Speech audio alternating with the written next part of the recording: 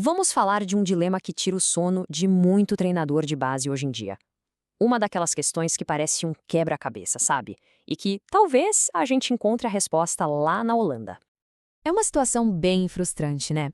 A gente vê atletas com um controle de bola absurdo, que fazem maravilhas no treino, mas na hora do jogo, no mano a mano, a coisa não flui.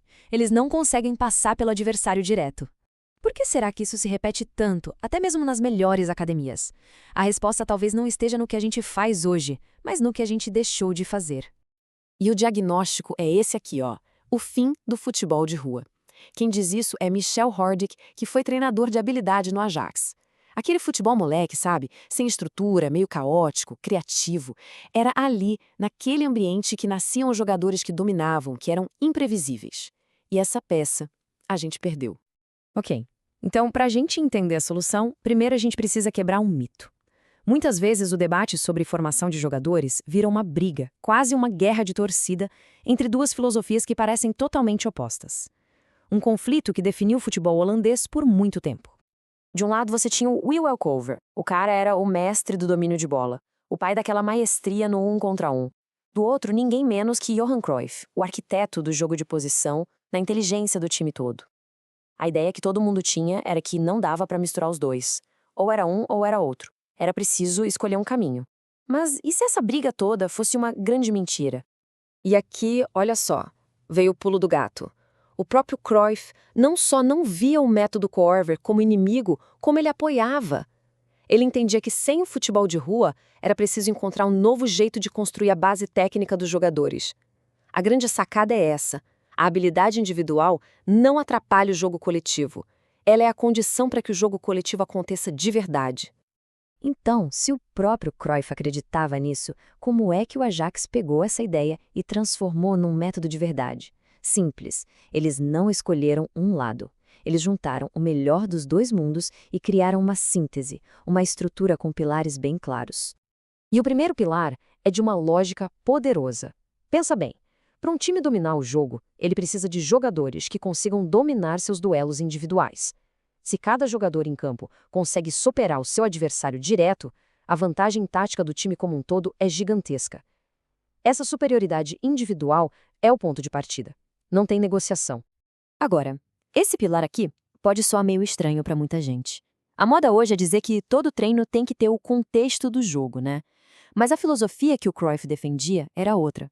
Eles valorizavam a repetição pura, aquele trabalho técnico a seco, para que o movimento virasse automático, quase um reflexo. Por quê? Para liberar a cabeça do jogador, para que ele possa pensar na tática e não em como dominar a bola. E essa história contada pelo Horjek sobre o jovem Cruyff ilustra isso perfeitamente. Imagina só, o menino Cruyff sozinho com uma bola e uma parede. Chuta, domina. Milhares e milhares de vezes. Repetição pura.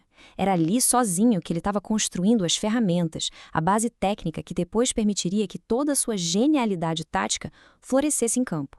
Então, o caminho do desenvolvimento fica muito claro. Ele tem 2 passos. Primeiro, isolar a técnica. É sobre construir essa base com muita, mas muita repetição, até o movimento ficar automático. Beleza, a ferramenta está afiada. E agora? Aí vem o segundo passo. Conectar isso ao jogo. É pegar essa habilidade e aplicar em jogos em campo reduzido, onde o jogador é forçado a tomar decisões rápidas. Ou seja, primeiro se constrói a arma, depois se aprende a usá-la na batalha. E é aqui que a habilidade individual vira uma arma coletiva devastadora. Um jogador que domina o 1 contra 1 não é só um driblador. Ele é a chave que quebra uma defesa. E essa capacidade é então colocada dentro de um sistema tático com regras claras, como a famosa regra dos 3 segundos do Ajax. Perdeu a bola, tem 3 segundos para recuperar. A liberdade individual, então, explode dentro de uma estrutura coletiva bem definida. Certo. Entendido tudo isso, a grande pergunta é: se não temos mais o futebol de rua, como que as academias de hoje podem recriar de propósito esse ambiente que forma jogadores de verdade? E aqui estão os passos práticos que Hordick e Cruyff colocaram em prática no Ajax. Eles tiravam os meninos do gramado perfeito e botavam para jogar no concreto do estacionamento. Misturavam os mais novos com os mais velhos, forçando a adaptação, usavam bolas de tudo que é tamanho e peso e, o mais importante, criavam uma cultura onde errar fazia parte do processo, onde tentar o drible diferente era incentivado, sem um técnico gritando o que fazia a cada segundo. No fim das contas, a mensagem central é esta. O objetivo de tudo isso não é criar robôs táticos que seguem um sistema à risca. É muito mais profundo. É sobre cultivar jogadores inteligentes, que tenham as ferramentas técnicas para resolver qualquer problema e o entendimento tático para usar essas ferramentas para o bem do time. E a gente termina com essa provocação. A metodologia de formação que está sendo usada por aí, ela está realmente criando jogadores autônomos, dominantes? Ou será que, sem querer, está apenas formando seguidores de um sistema, limitando a criatividade em nome da organização? A resposta para essa pergunta pode muito bem definir o futuro do nosso futebol.